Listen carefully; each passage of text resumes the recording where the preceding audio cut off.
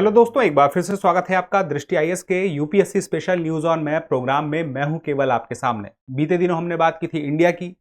Target UPSC special programme है ये, क्योंकि हम जानते हैं परीक्षा बहुत नजदीक आ चुकी है और ऐसे में जरूरी हो जाता है कि साल भर की प्रमुख जगहों का रिवीजन कर लिया जाए।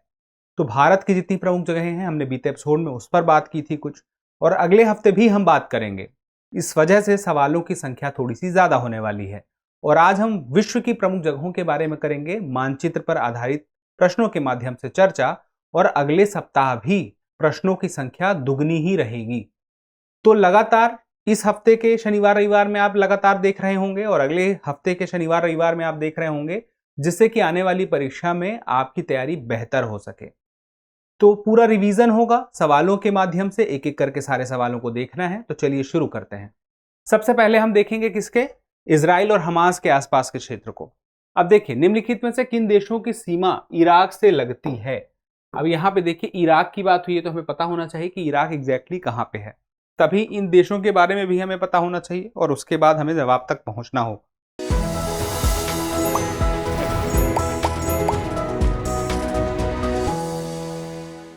तो चलिए सही कूट बताना है इन्हीं सवालों के हिसाब से, यानी कि इन विकल्पों के आधार पर।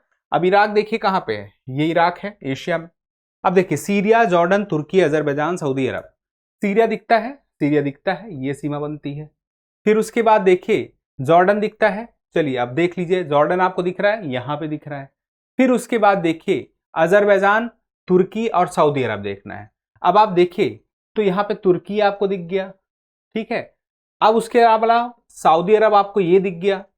अब आपको अजरबैजान क्या दिखता है, देखिए अजरबैजान है तो, लेकिन बीच में तुर्की आ जाता है, तो इस वजह से, और ईरान भी आ जाता है, तो इस वजह से अजरबैजान नहीं है, लेकिन बाकी सारे हमें दिखते हैं। तो अगर 4 नंबर नहीं है और 1 2 3 4 5 है तो उत्तर क्या होगा, सी होगा। चलिए अब अगले सवाल की तरफ बढ़ते हैं। सिनाई प्रायद्वीप के संदर्भ में निम्नलिखित कथनों पर विचार कीजिए। अब सिनाई प्रायद्वीप किसे कहते हैं, इसका अंदाजा तो होना चाहिए, तभी हम आगे सवाल को समझ पाएंगे। यह प्रायद्वीप अफ्रीका को एशिया से जोड़ने वाला त्रिकोणीय प्रायद्वीप है। किसको किससे जोड़ रहा है, अफ्रीका को एशिया से। अब इसी बातों को हमें कंफर्म करना है। अगली बात देखिए, यह प्रायद्वीप स्वेज की खाड़ी और स्वेज नहर द्वारा मिस्र के पूर्वी रेगिस्तान से अलग होता है। किससे, स्वेज की खाड़ी और स्वेज नहर। चलिए इसको भी अभी देखते हैं, कंफर्म करते हैं। यह प्रायद्वीप मिस्र का उत्तर पूर्वी छोर है और पूर्व में इजराइल और गाजा पट्टी से जुड़ा हुआ है।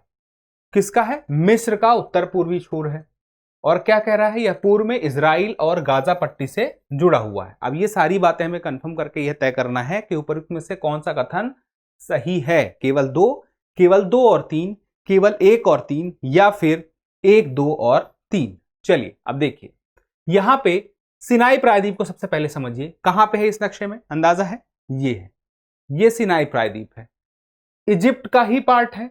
अब ये देखिए, ये सिनाई प्रायद्वीप इस प्रकार से, प्रायद्वीप क्यों कहते हैं, क्योंकि देखिए इस प्रकार से वाटर बॉडी इसके किस प्रकार से इसको एक कर्व की तरह से कवर की हुई है। अब यहां पे देखिए अफ्रीका को एशिया से जोड़ने वाला त्रिकोणीय प्रायद्वीप है, तो क्या यह त्रिकोणीय है, बिल्कुल आप कह सकते हैं एक त्रिकोणीय प्रायद्वीप है। फिर उसके बाद ये एशिया का पार्ट है, और इसके अलावा ये देखें तो ये कौन सा पार्ट है, अफ्रीका का पार्ट है, इजिप्ट। अब ऐसे में यह पहली बात तो पूरी की पूरी सही है। फिर उसके बाद देखिए, यह प्रायद्वीप स्वेज की खाड़ी और स्वेज नहर द्वारा मिस्र के पूर्वी रेगिस्तान से अलग होता है।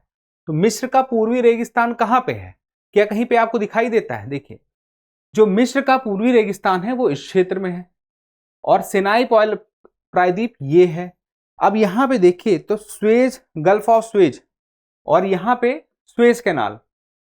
तो इसका मतलब क्या हुआ, जो स्टेटमेंट में बात की गई है, स्वेज नहर भी है, स्वेज की खाड़ी भी है, यहां पे स्वेज की खाड़ी और स्वेज नहर, और यहां पे वो रेगिस्तान है जिसकी बात हो रही है, ठीक है, मिस्र का पूर्वी रेगिस्तान। तो सिनाई प्रायद्वीप क्या अलग होता है, बिल्कुल होता है। आप देख सकते हैं ये सिनाई प्रायद्वीप ऐसे ही अलग हो रहा है, बीच में ये पूरा आ गया नहर, और उसके बाद गल्फ, यहां रेगिस्तान, और ये सिनाई प्रायद्वीप। अब चलिए देखिए अगला सवाल, यहां पे ये बात तो सही हो गई है सारी की सारी। अब अगले स्टेटमेंट पे आते हैं। यह प्रायद्वीप मिस्र का उत्तर पूर्वी छोर है और पूर्व में इजराइल और गाजा पट्टी से जुड़ा है। अब देखिए दो बातें हैं, मिस्र का उत्तर पूर्वी छोर है, क्या सच में है, अब देखिए ये पूरा का पूरा मिस्र है और ये इसके उत्तर पूर्व में है, दिखता है इस डायरेक्शन में। तो ये बात तो आधी सही है, ये वाली सही है। अब ये वाली क्या, पूर्व में इजराइल और गाजा पट्टी से जुड़ा है। क्या पूर्व में इजराइल और गाजा पट्टी से जुड़ा है? अब ये देखिए, ये इजराइल है, सिनाई के पूर्व में है इजराइल, और यहां पे थोड़ा सा पार्ट, थोड़ा इसको और पास से देखते हैं। यहां पे देखिए, ये सिनाई है और ये इजराइल है, और यहां पे ये ऊपर का हल्का सा पार्ट जो है मेडिटेरियन सी से लगा हुआ है, ये गाजा स्ट्रिप बोलते हैं इसको, गाजा पट्टी। तो ये बात भी सही है। तो सारे के सारे अगर स्टेटमेंट सही हैं तो हम क्या बोलेंगे? डी, 1, 2 और 3। चलिए अगले सवाल की तरफ बढ़ते हैं। निम्नलिखित कथनों पर विचार कीजिए। अब यहां पे भी इजराइल आपको देखने को मिलेगा। इजराइल तथा जॉर्डन के बीच सीमा को ब्लू लाइन के नाम से जाना जाता है। तो देखिए, एक बात आई ब्लू लाइन की और दूसरी बात आई इजराइल तथा जॉर्डन के बीच की सीमा है ये, ऐसा यह स्टेटमेंट कहता है। दूसरा कथन क्या कहता है? इजराइल द्वारा दक्षिणी लेबनान से अपनी सेना वापस बुलाने के बाद वर्ष 2000 में संयुक्त राष्ट्र द्वारा ब्लू लाइन निर्धारित की गई। संयुक्त राष्ट्र ने ब्लू लाइन निर्धारित की और उसकी बात क्या कहता है कि इजराइल द्वारा दक्षिणी लेबनान से अपनी सीमा वापस बुलाने के बाद। इसका मतलब दूसरा कथन कहता है कि इजराइल और लेबनान के बीच में ब्लू लाइन होनी चाहिए, और पहला कथन क्या कहता है? इजराइल तथा जॉर्डन के बीच में ब्लू लाइन है। तो दो में से एक बात तो गलत है। अब यही हमें निर्धारित करना है चार कथनों के हिसाब से कि कौन सा जवाब सही है। कथन 1 और कथन 2 दोनों सही हैं तथा कथन 2 कथन 1 की सही व्याख्या है। पॉसिबल नहीं है। कथन 1 और कथन 2 दोनों सही हैं तथा कथन 2 कथन 1 की सही व्याख्या नहीं है। कथन 1 सही है लेकिन कथन 2 गलत है। कथन 1 गलत है लेकिन कथन 2 सही है। अब चलिए देखते हैं नक्शे पर। इजराइल आपको यहां पर मिलेगा, इसको हम कह सकते हैं मिडिल ईस्ट का क्षेत्र, लेकिन पश्चिम एशिया में है ये। अब इसको जरा पास से देखिए, ये इजराइल का क्षेत्र है और ऊपर ये लेबनान का क्षेत्र है। ये पूरा का पूरा यहां तक है इसका विस्तार।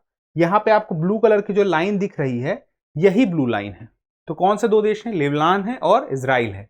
और बेहतर तरीके से देखिए, इजराइल और लेबनान के बीच में ये है पूरा का पूरा।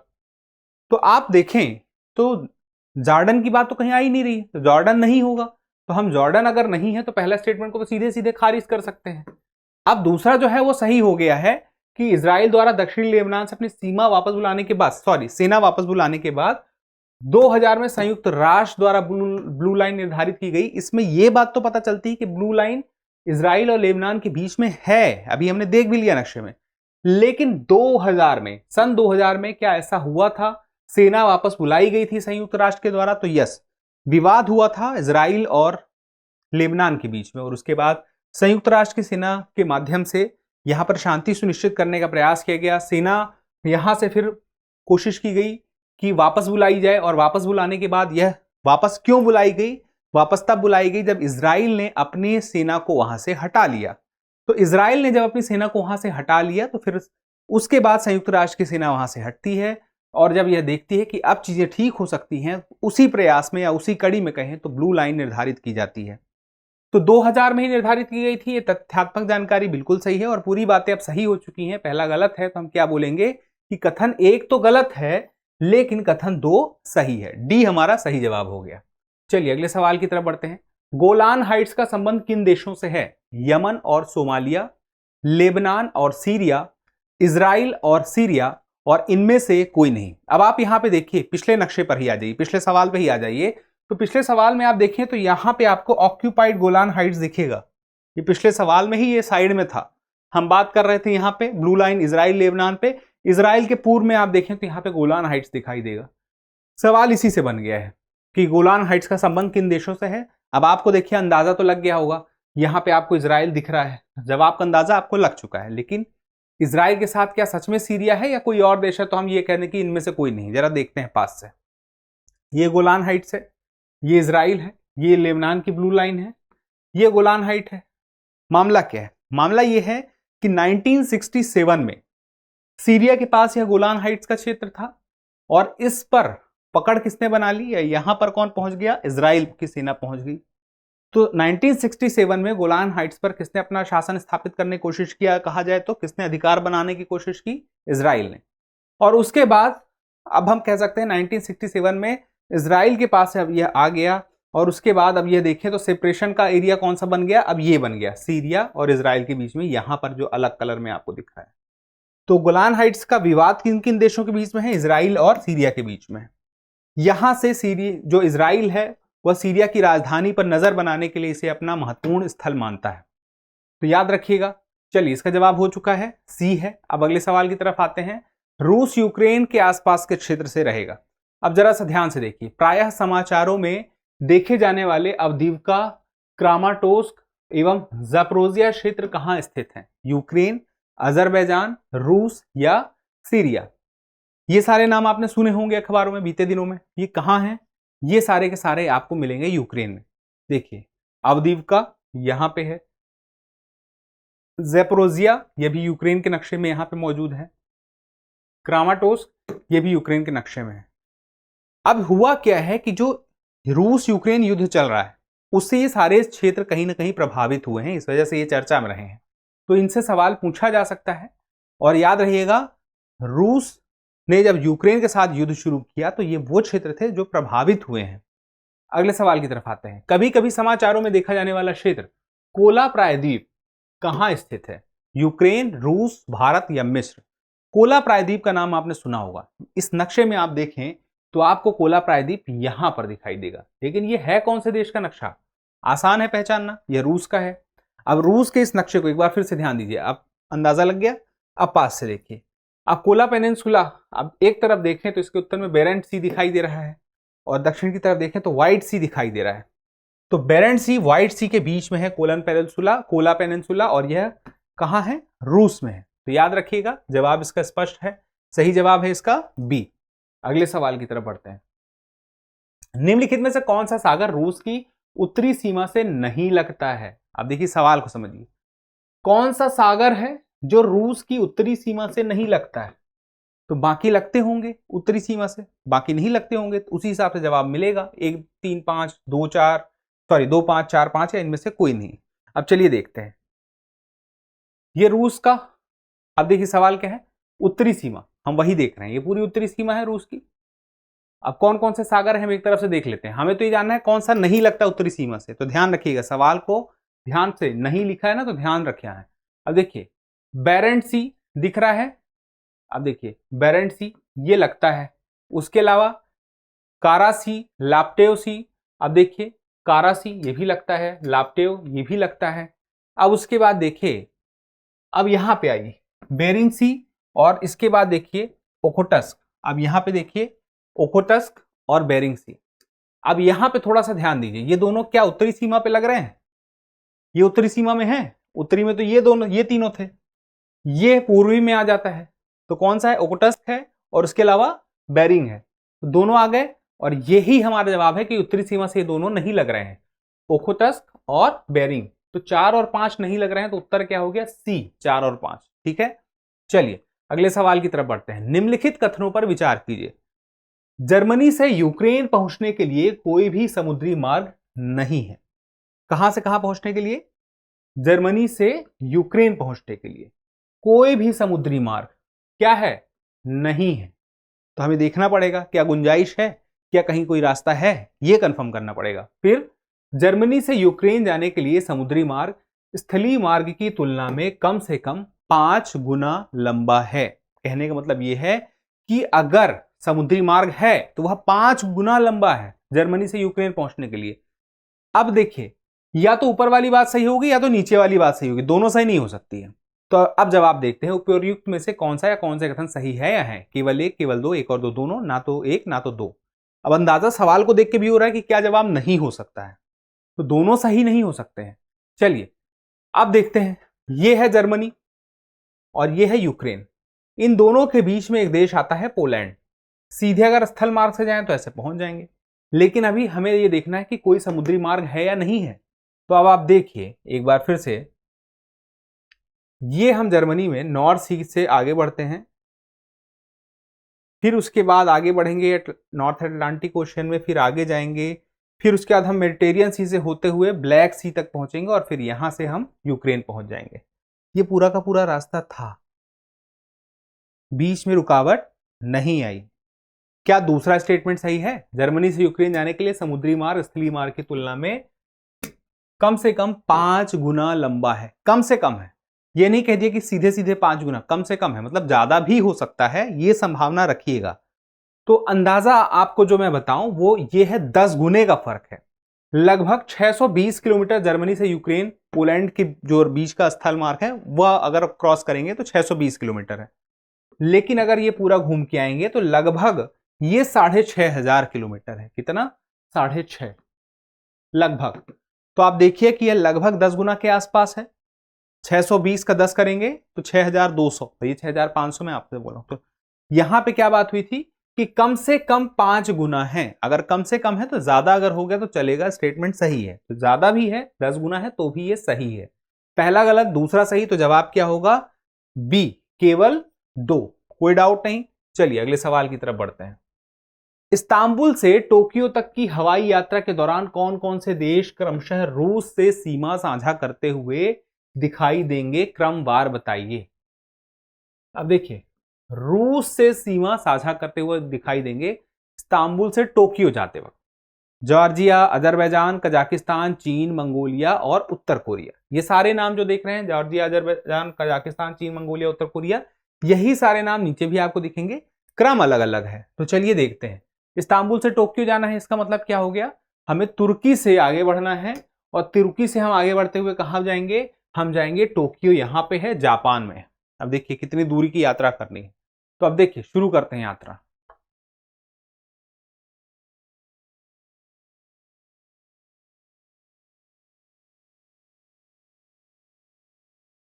देख लिया। अब एक बार सवाल पे आइए।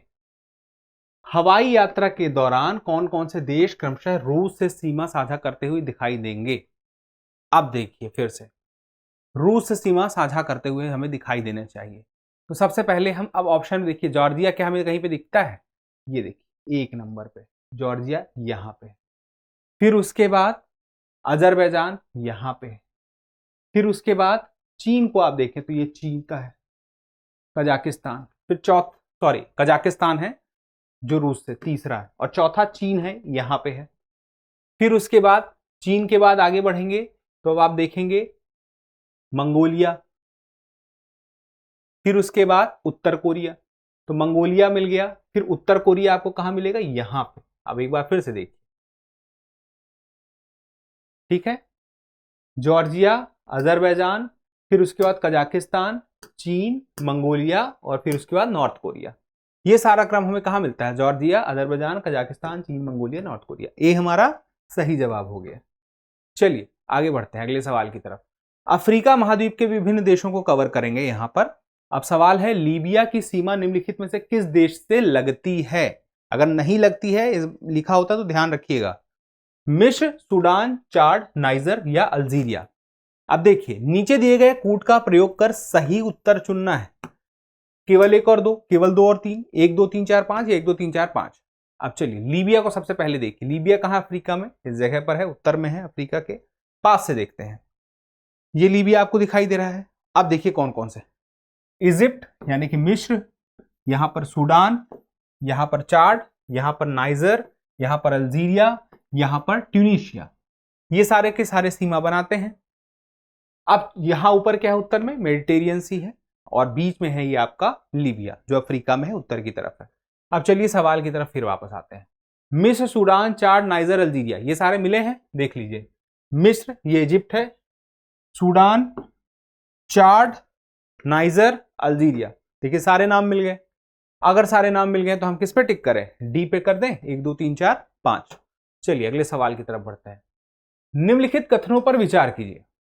सेनेगल की राजधानी काबो वर्दे है, जो मुख्य सेनेगल भूमि के पश्चिम में उत्तरी अटलांटिक महासागर में स्थित है। ठीक है, पहले स्टेटमेंट में ये 2 बातें कवर करनी है। दूसरा, सेनेगल देश का नाम इसमें प्रवाहित होने वाली नदी सेनेगल के नाम पर पड़ा है। अब ये सारी चीजें कंफर्म करनी है, तो पहला देखते हैं, उसी हिसाब से पता चलेगा केवल 1 है सही है या 2 है, 1 2 2 दोनों है या तो कोई भी नहीं है। अब देखिए सेनेगल, ये आपको दिख रहा है, किस महाद्वीप की बात हो रही है? अफ्रीका की बात हो रही है। किस तरफ है अफ्रीका में? पश्चिम की तरफ है। अब इसको जरा और बेहतर तरीके से देखिए, ये सेनेगल है यहां पर।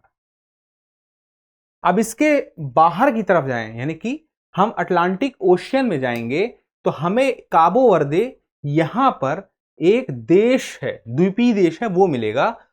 अब सेनेगल अगर उसकी राजधानी होती तो काबो वर्दे एक द्वीपीय देश क्यों होता, उसकी राजधानी यहीं कहीं होती। तो काबो वर्दे क्या है, एक द्वीपीय देश है जिसकी राजधानी है प्रेया, ठीक है। तो ऐसी स्थिति में पहला स्टेटमेंट अपने आप गलत हो गया कि सेनेगल की राजधानी काबो वर्दे नहीं है, ठीक है। मुख्य सेनेगल भूमि के पश्चिम में उत्तरी अटलांटिक महासागर में है, लेकिन राजधानी नहीं है, वो अपने आप में देश है। तो आधा स्टेटमेंट तो सही था, लेकिन आधी बात गलत थी, इसलिए वजह से पूरा स्टेटमेंट एक तरह से कह सकते हैं गलत हो गया। अब इसका नामकरण देखिए, क्या नामकरण सेनेगल नदी की वजह से पड़ा, ये देखिए, ये सेनेगल रिवर है। अब ये सेनेगल रिवर अटलांटिक ओशन पहुंचते हुए दिख रही है, और ये मॉरिटानिया और सेनेगल के बीच में है, और इसी नदी के नाम पर सेनेगल का नाम पड़ा है। तो दूसरा स्टेटमेंट तो इसमें सही है, लेकिन पहला वाला गलत है। तो सही उत्तर क्या होगा, बी, केवल 2। अब चलिए अगले सवाल की तरफ बढ़ते हैं। यह एशिया महाद्वीप के विभिन्न देशों से कुछ जुड़ा हुआ है, निम्नलिखित कथनों पर विचार कीजिए। ताइवान जलडमरू मध्य, जिसे फार्मोसा जलडमरू मध्य भी कहा जाता है, ताइवान द्वीप और महाद्वीपी एशिया को अलग करने वाली 180 किलोमीटर चौड़ी जलडमरू मध्य है। किसकी बात हो रही, ताइवान जलडमरू मध्य जल संधि, जिसे फार्मोसा जलडमरू मध्य भी कहा जाता है। तो एक सवाल यहां से भी आ सकता है, फार्मोसा पूछ ले चाहे ताइवान, दोनों है एक ही। अब ये देखिए क्या कर रहा है, यह कहता है कि महाद्वीप जो है ताइवान द्वीप और एशिया महाद्वीप को अलग करता है, और 180 किलोमीटर चौड़ी है ये सारी बातें कवर करनी है। अभी फिर देखिए दूसरा, ताइवान जलडमरू मध्य की मध्य रेखा चीनी मुख्य भूमि को ताइवान से अलग करने वाली एक अनौपचारिक सीमा के रूप में कार्य करती है। मतलब ताइवान यह मानता है, चीन नहीं मानता है। अब चलिए देखते हैं, इसमें हमें बताना है निम्नलिखित में से ऊपर दिए गए जो कथन है उनमें से कौन सा या कौन से सही नहीं है। ये पूछ रहा है कौन सा गलत है, हमें ये देखना है इन दोनों में से कौन सा कथन गलत है, यही है ना, सही नहीं है। अब चलिए देखिए, यहां पे देखिए ईस्ट चाइना सी, यहां पे देखिए साउथ चाइना सी, इसके बीच में आपको दिखता है ताइवान, और यहां पर ये जो क्षेत्र है इसी को हम क्या बोलेंगे, ताइवान स्टेट बोलेंगे, जलडमरू मध्य, इसी को फार्मोसा जलडमरू मध्य भी बोलेंगे। तो यह जो है दोनों ताइवान और एशिया महाद्वीप के बीच में क्या दिखता है, बिल्कुल दिखता है, ये पूरा एशिया का क्षेत्र है, और यह चीन भी है, तो चीन एशिया में है, और चीन और ताइवान के बीच में है, तो बिल्कुल अनौपचारिक रूप से यह माना जाता है। और यह देखिए, अब जो सवाल है वह यह भी कहता है कि एशिया महाद्वीप से अलग होता है, तो वह बात भी सही है। 180 किलोमीटर चौड़ी जलडमरू मध्य है, तो तथ्यात्मक रूप से यह बात भी सही है, तो सारी बातें सही हैं। और चीनी मुख्य भूमि को ताइवान से अलग करता है, तो बिल्कुल करता है, और अनौपचारिक रूप से जो मैंने आपसे पहले ही बताया था, ताइवान इसको मानता भी है, तो यह बात है कि यह अलग करता है। तो ऐसी स्थिति में हमने देखा कि पहली बात तो सही थी, दूसरी बात भी सही थी। अगर दोनों ही कथन सही ही हैं तो फिर दिक्कत क्या है, हम जानना चाहते हैं कौन सा कथन सही नहीं है, यानी कि कौन सा कथन गलत है। ना तो एक गलत है और ना तो दो गलत है, तो हम उत्तर क्या कहेंगे, डी कहेंगे। चलिए अगले सवाल की तरफ बढ़ते हैं। निम्नलिखित कथनों पर विचार कीजिए। चीन की 2/3 से अधिक आबादी इसके पूर्वी और दक्षिण पूर्वी भाग में रहती है, पहली बात। चीन का काशगर शहर तारिम बेसिन के पश्चिम में स्थित है। फिर उसके बाद तकला मकान मरुस्थल तारिम बेसिन क्षेत्र में ही स्थित है। आपको क्या बताना है, उपर्युक्त में से कौन सा या कौन से युग्म सुमेलित हैं, 1 और 2, 1 2 3, 2 और 3, और उपयुक्त सभी। सुमेलित नहीं बोलेंगे इसको हम बोलेंगे कौन सा युग्म या कौन से कथन इसमें से सही है या है ना, सवाल सही नहीं है। अब चलिए देखिए, चीन की 2/3 से अधिक आबादी इसके पूर्वी और दक्षिण पूर्वी भाग में रहती है, क्या यह बात सही है। देखिए ये चीन का नक्शा है, 94% आबादी यहां रहती है, तो ये कौन सा है जो स्टेटमेंट में बात कही है, पूर्व और दक्षिण पूर्व, तो ये पूर्व और दक्षिण पूर्व है। बाकी में देखिए 96% है, और पूर्व और दक्षिण पूर्व में 94%, तो ये बात बिल्कुल सही है। तो पहला वाला हमारा स्टेटमेंट सही है। दूसरा, चीन का काशगर शहर तारिम बेसिन के पश्चिम में है। अब चीन का काशगर शहर कहां पे है, अब ये देखिए, ये है काशगर शहर और ये है तारिम बेसिन। तारिम बेसिन, अब यहां पे देखिए स्टेटमेंट क्या है, तारिम बेसिन के पश्चिम में स्थित है। अब देखिए फिर से, तारिम बेसिन ये है, इसके पश्चिम में है काशगर शहर और चीन में ही है, तो ये स्टेटमेंट भी सही हो गया, तो दूसरा भी सही है। अब हमें ये देखना है पहला दूसरा सही है तो ए भी हो सकता है, और अगर तीनों सही होंगे तो उपयुक्त सही बोलना होगा, तब इसको भी तीसरे को भी देखना होगा।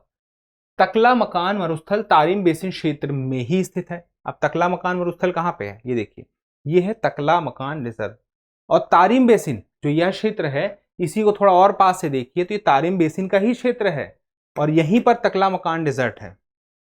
तो अब यहाँ पे जो बात हुई कि तकला-मकान मरुस्थल तारिम बेसिन क्षेत्र में ही स्थित है, तो यहाँ पे देखिए सही दिखाई देता है, तारिम बेसिन, यहीं पे तकला-मकान मरुस्थल। और ये देखिए यहाँ पे आपको कुनलुन माउंटेन दिखाई देगा, इसके उत्तर में है। तो कभी कुनलुन माउंटेन से भी पूछा जा सकता है। तो ऐसी स्थिति में अगर तीनों ही बातें सही है तो हम क्या कहेंगे, डी हमारा सही जवाब है। अब चलिए अगले सवाल की तरफ आते हैं। जापान के संदर्भ में निम्नलिखित कथनों पर विचार कीजिए। यह प्रशांत महासागर में स्थित एक द्वीपीय देश है। कहां पर है, प्रशांत महासागर में है। दूसरी बात, कुरील और सखालिन द्वीप जापान और रूस के मध्य विवादित द्वीप है। तो हमें ये दोनों बातें कंफर्म करनी होगी। उपरोक्त में से कौन सा या कौन से कथन सत्य है या सही है, केवल एक, केवल दो, एक और दो, दोनों, ना तो एक और ना ही दो। चलिए, प्रशांत महासागर में द्वीपीय देश है। अब आप देखिए जापान कहां पे है, ये कौन सा ओशियन है, पैसिफिक ओशियन है, बिल्कुल। तो अब प्रशांत महासागर में है, बहुत साधारण सी बात है, ठीक है। अब ये है कौन सा, आएगा किस में, महाद्वीप में, एशिया में आएगा। लेकिन कुरील और सखालिन द्वीप जापान और रूस के मध्य विवादित द्वीप हैं। अब ये कुरील और सखालिन का देखिए जापान है, इसके उत्तर में जाइए तो आपको दिखेगा कुरील और दिखेगा सखालिन। अब इनके साथ दिक्कत क्या है, दिक्कत ये है जो रूस है, रूस का कहना है कि वह उसका है, जापान का कहना है कि उसका है। तो दोनों के मध्य जो विवादित क्षेत्र बनता है कुरील है और सखालिन है। तो ये याद रखिएगा, कुरील सखालिन द्वीप बहुत ही महत्वपूर्ण है। ये बात भी सही निकली और पहली वाली बात भी सही निकली। और पूछा क्या था, सही कौन सी है, तो हम कहेंगे दोनों है, यानी कि सी हमारा सही जवाब है। चलिए, उत्तर एवं दक्षिण अमेरिका महाद्वीप के विभिन्न देशों के बारे में कवर करेंगे। अब देखिए, जलराशियों का संबंध हैती देश से है, हमें ये जानना है। कुछ जलराशियां कौन कौन सी हैं, विंडवार्ड पैसेज है, मोना पैसेज है और गोनावर की खाड़ी है। सही कूट का चुनाव करना है, मतलब कि इनमें से कौन कौन सा सही है, केवल एक और दो, केवल दो और तीन, केवल एक और तीन, या उपरोक्त सभी। अब देखिए, सबसे पहले हमें पता होना चाहिए कि हैती कहाँ है। अब कैरिबियाई देशों को आप देखेंगे तो बहुत सारे ग्रुप में बटे हुए हैं, जैसे कि ग्रेटर एंटीलीज, लेसर एंटीलीज। तो ग्रेटर एंटीलीज में आप देखें तो आपको दिखेगा हैती यहां पे, ये हैती का क्षेत्र है। ये क्या है, डोमिनिकन रिपब्लिक का है। और ये किस आइलैंड पे है, ये दोनों हिस्पैनियोला आइलैंड पे है। हिस्पैनियोला आइलैंड में पश्चिम की तरफ हैती है और पूर्व की तरफ डोमिनिकन रिपब्लिक है। अब यहां पे देखें तो कैरेबियन सी है एक तरफ और ऊपर की तरफ देखें तो अटलांटिक ओशियन है, उत्तर में और दक्षिण में कैरेबियन सी है। अब यहां पे बात आती है सवाल पे वापस आने की। विंडवार्ड पैसेज देखना है, मोना पैसेज देखना है और गोनावर की खाड़ी देखना है कि किसका संबंध हैती से है। विंडवार्ड, मोना, गोनावर। अब चलिए देखिए, विंडवार्ड पैसेज यहां पे दिखेगा, हैती के पश्चिम में दिख रहा है। फिर उसके बाद अगला देखिए कौन सा पूछ रहा है, गुनावा, ये भी यहीं पे पास में दिख जाएगा, हैती से लगा हुआ क्षेत्र है ये वाला, यहां पे विंडवार्ड है।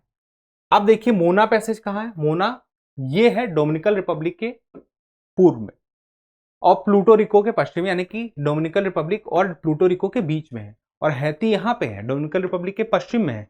तो ऐसी स्थिति में मोना पैसेज से हैती का कोई संबंध नहीं है। बाकी विंडवार्ड और गुनावर का है, तो हम क्या बोलेंगे, हैती का संबंध किससे है, हैती का जलराशि विंडवार्ड और गुनावर। तो एक और तीन, यानी कि सी हमारा सही जवाब हो गया। स्पष्ट हो गया। चलिए अगले सवाल की तरफ बढ़ते हैं। पेरू की सीमा निम्नलिखित में से किस देश से स्पर्श नहीं करती है, ध्यान रखिएगा, नहीं करती है। Venezuela, Brazil, Ecuador, Bolivia, Chile और कोलंबिया। पेरू की सीमा किससे नहीं करती है, सही कूट का चुनाव करके बताना है, केवल 2 और 5, केवल 2, केवल 1 या केवल 4 और 6। चलिए अब देखते हैं वेनेजुएला है कहां पे। सवाल में जिस देश की बात हुई है वो पहले पेरू है, उसको देख लीजिए। पेरू कहां पे है, पेरू आपको ये दिखेगा।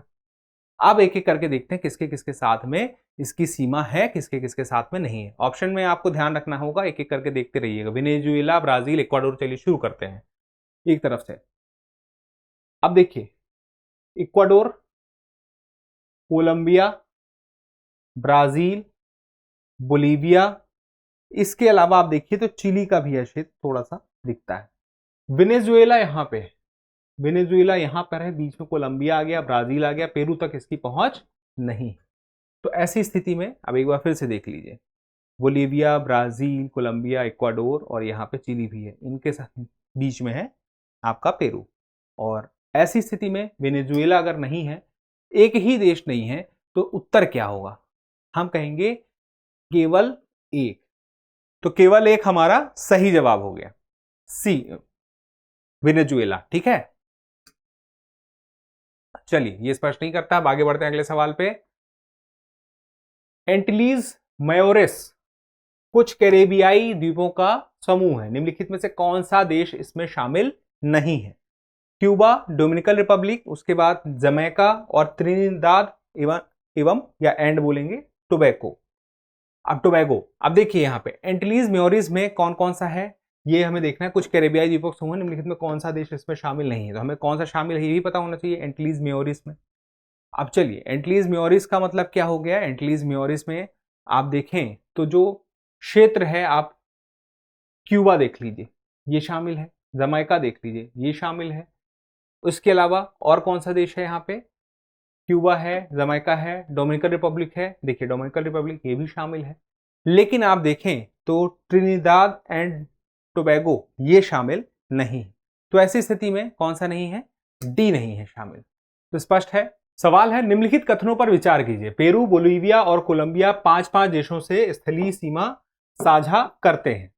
फिर है, पेरू से फ्रेंच गुआना तक स्थल मार्ग से जाने के लिए कम से कम 2 देशों से गुजरना पड़ेगा। उपर्युक्त में से कौन सा है, कौन से कथन सही है? तो हमें ये देखना होगा, पेरू, बोलीविया और कोलंबिया क्या सच में 5-5 देशों से सीमा साझा करते हैं? चलिए शुरू करते हैं पेरू से। पेरू, यहाँ पे इक्वाडोर है, कोलंबिया है, ब्राजील है, बोलीविया है और ये क्षेत्र जो है ये चिली का है। तो ये 5 देशों के साथ सीमा साझा कर रहा है पेरू। उसके बाद देखिए बोलीविया को आ जाइए। अब बोलीविया में देखिए पेरू, ब्राजील, पराग्वे और उसके अलावा अर्जेंटीना और चिली, ये हो गए हमारे 5। फिर उसके बाद आगे देखिए कोलंबिया, क्या कोलंबिया के साथ भी है? कोलंबिया में देखिए वेनेजुएला, ब्राजील, पेरू, यहां पे आप देखेंगे तो इक्वाडोर और यहां पे देखेंगे तो पनामा, तो पनामा भी है। तो 5 हो गए, तो तीनों के 5-5 हो गए। तो ऐसे में स्थलीय सीमा तीनों के 5-5 साझा कर रहे हैं, तो सही है हमारा स्टेटमेंट। अगला देखते हैं, पेरू से फ्रेंच गुआना तक स्थल मार्ग से जाने के लिए कम से कम 2 देशों से गुजरना पड़ेगा। क्या सच में ऐसा है? पेरू से चलिए फ्रेंच गुआना तक जाते हैं हम, ये पेरू है और हमें फ्रेंच गुआना तक जाना है, तो क्या हमें सच में ऐसा करना पड़ेगा? अब देखिए, हमें सिर्फ एक ही देश से सफर करना होगा, वो है कौन सा? ब्राजील। बीच में और कोई भी नहीं आता है। अगर बीच में 2 देश आते तो यह स्टेटमेंट सही होता, लेकिन सिर्फ हमें ब्राजील की सहायता लेनी है और हम फ्रेंच गुयाना तक पहुंच जाएंगे, तो कोई दिक्कत नहीं है। यहां पर यह स्टेटमेंट गलत हो चुका है और पहला वाला सही है। देखिए कम से कम कह दिया ना, कम से कम तो 1 लिखना चाहिए था यहाँ पे, तभी ये सही होता, लेकिन 2 है, तो एक ही स्टेटमेंट सही है, तो हम क्या बोलेंगे? ए, यानी कि केवल 1। चलिए ये स्पष्ट हो गया है। अगले सवाल को देखते हैं, निम्नलिखित में से किसका संबंध मैक्सिको से है? कर्क रेखा, रियो ग्रांडे नदी, सोनोरान रेगिस्तान, मुजावे रेगिस्तान, बाफिन खाड़ी या बेफिन खाड़ी भी बोलते हैं। कूट का प्रयोग कर सही विकल्प चुनना है, 1 2 3, 1 4 5, 1 2 4 5 या 1 2 5। मैक्सिको से किसका संबंध है, इस आधार पर उत्तर मिलना है। तो हम मैक्सिको की अवस्थिति को पहले देख लेते हैं। ये उत्तरी अमेरिका में ये ग्रीन कलर वाला जो क्षेत्र है, ये पूरा का पूरा मैक्सिको का है। अब देखिए कर्क रेखा को ढूंढना है, फिर रियो ग्रांडे नदी को देखेंगे, लेकिन पहले कर्क रेखा देखिए। ट्रॉपिक ऑफ कैंसर ये है 23.5 डिग्री, मैक्सिको से इसका संबंध है, स्पष्ट हो गया। फिर उसके बाद देखिए रियो ग्रांडे नदी, सॉरी, अब चलिए पहले सोनोरान डेजर्ट को देख लेते हैं। तो सोनोरान डेजर्ट क्या है? ये यूएसए में भी है और मैक्सिको में भी है, तो ये भी हमारा सही हो गया। उसके बाद मुजावे डेजर्ट को आप देखिए, तो मुजावे डेजर्ट जो है वह सिर्फ यूएसए में है, तो मुजावे डेजर्ट जो है ये सिर्फ यूएसए में है, इसका मैक्सिको से संबंध नहीं है, तो ये तो हमें मिल गया, ये मिल गया। अभी रियो ग्रांडे नदी और बाफिन खाड़ी, अब देखिए रियो ग्रांडे नदी को भी देख लेते हैं, वो आपको मिल जाएगी यहां पे। ये रियो ग्रांडे नदी जो है सीमा बनाती है किसके साथ? यूएसए के साथ, तो मौजूद तो है, संबंध तो इसका मैक्सिको से भी है, तो ये भी हमें मिल गया। लेकिन बाफिन की खाड़ी क्या हमें कहीं मिलती है? तो देखिए बाफिन की खाड़ी आपको कहीं नहीं मिलेगी। तो बाफिन की खाड़ी अगर कहीं नहीं मिल रही है तो कहीं तो होनी चाहिए, बिल्कुल कहीं पे है। आपको यहां कहीं नहीं मिलेगी, उसके लिए आपको आगे बढ़ना होगा, यहां देखना होगा इस जगह पे। ये है बफिन बे, और ये कहां पे है, एक तरफ कनाडा है और एक तरफ ग्रीनलैंड है, उसके बीच में है बफिन बे। तो इस हिसाब से यहां पर दो ऐसे क्षेत्र हैं, एक तो है मोजावे जो सिर्फ यूएसए में है, और एक बाफिन की खाड़ी जो कि यूएस कनाडा और उसके अलावा कनाडा के अलावा ग्रीनलैंड इसके बीच में है। दो अगर नहीं मिल रहे हैं, 4 और 5, और हमें बताना है सही विकल्प चुन के कि कौन कौन का संबंध मेक्सिको से है, तो 1 का, 2 का और 3 का, यानी कि ए हमारा सही उत्तर हो गया। ठीक है, स्पष्ट हो गया। चलिए आगे बढ़ते हैं अगले सवाल की तरफ। सवाल है कैरेबियन द्वीप समूहों के संदर्भ में निम्नलिखित कथनों पर विचार कीजिए, हम सही कथन चुनिए। कैरेबियन द्वीप समूह मुख्य रूप से यूरोप और अफ्रीका के बीच स्थित है। इसे लुकायन द्वीप समूह, ग्रेटर एंटीज, लेसर एंटीज और एबीसी द्वीप समूहों में विभाजित किया जाता है। बारबाडोस, फ्लोरिडा और क्यूबा ग्रेटर एंटीज के प्रमुख क्षेत्र हैं। उसके बाद बरमुडा त्रिकोण कैरेबियन द्वीप समूहों के दक्षिण में स्थित है। अब चलिए देखिए पहला वाला, कैरेबियन द्वीप समूह मुख्य रूप से यूरोप और अफ्रीका के बीच स्थित है। क्या ऐसा है क्या? कहां है कैरेबियन द्वीप समूह? ये कैरेबियन द्वीप समूह है। अब ये क्या कहां पे है? ये आपको कहां पे, यूरोप वाला छोड़ दिएगा, ये वाला नहीं है। अब ये देखिए ये सारे के सारे कहां हैं, एक तरफ उत्तरी अमेरिका है और दूसरी तरफ दक्षिण अमेरिका है, इसके बीच में है। तो पहला स्टेटमेंट गलत हो गया। दूसरा, लुकायन द्वीप समूह ग्रेटर एंटीज, लेसर एंटीज और एबीसी द्वीप समूह में विभाजित किया जाता है। किसे? कैरेबियन द्वीप समूह को। कहां कहां है? क्या ये सारे सच में हैं? अब देखिए यहां पे आपको ये दिखेगा लुकायन, ये तो मिल गया। उसके बाद देखिए ग्रेटर, तो ये वाला जो क्षेत्र है ये ग्रेटर वाला है। क्यूबा, हैती, डोमिनिकन रिपब्लिक जिसे हिस्पेनियोला आइलैंड कहते हैं, फिर प्लूटो रिको हो गया, ये सारा का सारा ग्रेटर में है। उसके अलावा आप देखिए जमाइका भी ग्रेटर में है। इसके आगे इधर देखेंगे तो ये लेसर एंटीज का क्षेत्र है। उसके अलावा एबीसी आइलैंड यहां पे है। तो सारे के सारे तो हमें मिल गए, तो यहीं पे स्टेटमेंट हमारा सही हो गया दूसरा वाला। लेकिन तीसरा चौथा समझ लेते हैं। बारबाडोस, फ्लोरिडा और क्यूबा ग्रेटर एंटीज के प्रमुख क्षेत्र हैं। अब देखिए यहाँ पे फ्लोरिडा लिखा हुआ है। फ्लोरिडा तो देखिए यहाँ पे अलग ही है, एक भी अगर हमें कहीं अलग मिल गया तो अपने आप में बात खत्म हो गई, वह स्टेटमेंट गलत हो गया। तो हम इसे हटा सकते हैं, ग्रेटर एंटीज में फ्लोरिडा नहीं, तो अपने आप बाकी कुछ ढूंढने की जरूरत नहीं है, हमें जहां पे जवाब मिल जाए वहीं हम रुक सकते हैं। आगे देखिए, बरमुडा त्रिकोण कैरेबियन द्वीप समूहों के दक्षिण में स्थित है। क्या सच में ऐसा है? अब देखिए बरमुडा त्रिकोण है कहां पे, ये जो आप देख रहे हैं एक बड़ा सा त्रिकोण आपको दिखाई दे रहा होगा, ये दिख रहा है।